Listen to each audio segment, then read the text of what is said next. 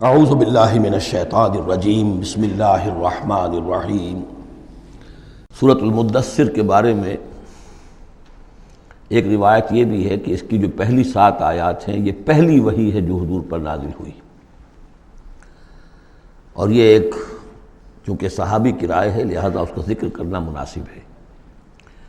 لیکن یہ کہ یہ کنسنسس جس پر ہے وہ یہی ہے کہ یہ پہلی نہیں ہے بلکہ پہلی وحی جو آپ پر آئی وہ سورہ علق کی ابتدائی 5 آیات ہیں۔ مغالطہ اس وجہ سے ہوا ہے کہ سورہ علق کے نزول کے بعد جو اس کی آیات ہے شروع کی 5 اور اغلباً سورہ نون کی پہلی 7 آیات، پھر سورہ مزمل کی 10 آیات، ان کے نزول کے بعد پھر کچھ وقفہ رہا ہے۔ اس وقفے کے دوران جو ہے حضور پر خاصی طبیعت کے اندر بے چینی کی کیفیت طاری رہی۔ آپ چاہتے تھے کہ جلد از جلد یہ قرآن نازل ہو، لیکن اللہ تعالیٰ کی اپنی ایک مشیت تھی، اپنی حکمت کے تحت اس نے اس کا نظام بنایا تھا۔ اسی دوران میں اللہ تعالیٰ نے حضرت اسرافیل کو حضور کی تعلیم پر معمور کر دیا تھا، یعنی تعلیم جو ہے حضور کی وہ دنیاوی طریقے سے نہیں ہوئی کہ کسی کے سامنے زانو تلمس طے کیا ہو، الف باتا سیکھا ہو اور پھر اس کے بعد کتابیں پڑھی ہو، نہیں، اس اعتبار سے آپ امی محض تھے، دی ان لیٹرڈ ون۔ ہم یہ نہیں کہیں گے کہ آپ معاذ اللہ ثم معاذ اللہ جاہل تھے، نہیں، لیکن یہ کہ آپ نے اس طریقے سے تعلیم حاصل نہیں کی تھی جیسے کہ دنیا میں ہوتی ہے، لیکن یہ کہ شوق جو قرآن مجید کا آپ کو تھا اس کی وجہ سے آپ کو جلدی، اور جب یہ وقفہ ہوتا تھا تو بہت شاق گزرتا تھا، اور تعلیم اس دوران میں ہو رہی ہے حضرت اسرافیل کے ذریعے۔ پھر وہ واقعہ پیش آیا جو پہلے بھی میں آپ کو بتا چکا ہوں کہ حضور فرماتے ہیں کہ اپنی اسی شش و پنج میں جب کہ مجھ پر صدمے کی کیفیت تھی، میں ایک روز غار حرا سے نیچے اتر رہا تھا کہ آواز آئی یا محمد۔ میں نے ادھر ادھر دیکھا، دائیں بائیں پیچھے، سامنے کوئی نظر نہیں آیا، تو کچھ خوف سا طاری ہوا طبیعت پر، بربنائے طب بشری۔ تھوڑی دیر چند قدم آگے گیا، پھر یا محمد، پھر وہی کیفیت ہوئی میرے ساتھ۔ اب زیادہ تشویش لاحق ہو گئی، کوئی نظر نہیں آ رہا، پکار رہا ہے کوئی۔ تیسری مرتبہ یا محمد کہا تو اچانک آپ کی نگاہ اٹھی تو حضرت جبرائیل، وہی فرشتہ کہ جو غار حرا میں آیا تھا، اس کو آپ نے دیکھا کہ وہ پورے افق پر اس طریقے سے ہے کہ پورا افق اس سے بھر گیا ہے، اصل ملک کی صورت میں دیکھا۔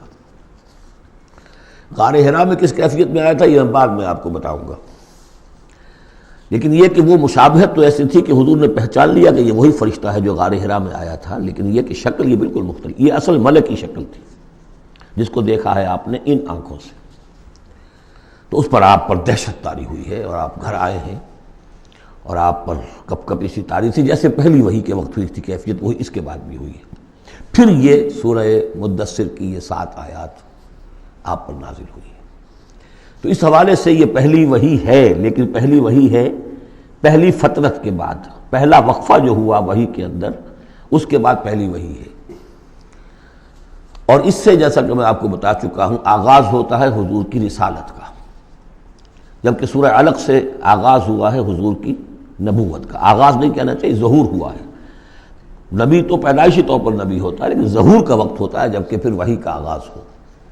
تو ظہور نبوت جو ہے وہ ہے سورہ علق کی آیات سے، اور یہ ہے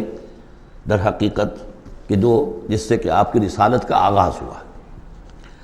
اس کا جوڑا تھا سورہ مزمل، وہ ہم نے پڑھ لیا۔ کم سے کم یہ چیز دیکھ لیجئے کہ ان دونوں کا بھی آغاز بالکل یا ایھا المزمل یا ایھا المدثر، اے کمبل میں لپٹ کر لیٹنے والے اور اے لحاف میں یا کسی اور کپڑے میں لپٹ کر لیٹنے والے، قم، وہاں بھی قم یہاں بھی قم، اب کھڑے ہو جاؤ۔ وہاں قیام اللیل، یہاں قیام النہار کہہ لیجئے اس کو، وہ رات کا قیام تھا، یہ دن کا قیام ہے۔ اس رات کے قیام سے آپ کے اندر روحانی ترقی کو بڑھانا مقصود تھا، تاکہ جو بھاری بوجھ آپ کے کندھوں پر یہ سورہ مدثر کی آیات کے حوالے سے آنے والا ہے، اگرچہ آپ معراج انسانیت میں پہلے سے فائز تھے، وَإِنَّكَ لَعَلَىٰ خُلُقٍ عَظِيمٍ، یہ تو ہم سورہ نون میں پڑھ چکے ہیں، لیکن یہ کہ اس بوجھ کو اٹھانے کے لیے عام انسانی اخلاق سے بھی بلندتر روحانی طاقت کی ضرورت تھی،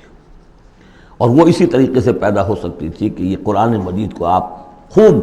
کوٹ کوٹ کر اپنے اندر اس کو داخل کیجئے، جذب کیجئے۔ رتل القرآن ترتیلا، ہیمر اٹ ڈاؤن۔ حالانکہ کتنا قرآن اس تک نازل ہوا تھا، مطلب repeat repeat and repeat and repeat, جیسے آپ زور زور سے کسی چیز کو ہیمر کرنے کے لیے ٹھوک رہے ہیں تو اس کو ہیمر کرتے ہیں۔ تو میں تو یہی لفظ استعمال کرتا ہوں، قرآن کو hammer it down into your heart, آپ کے دل میں، آپ کے پورے وجود میں یہ سرات کر جائے، جس کو اقبال نے خوبصورتی سے کہا، چوں بجاں در رفت جاں دیگر شود، جب جان کے اندر یہ قرآن سرایت کرتا ہے۔ صدق اللہ العظیم۔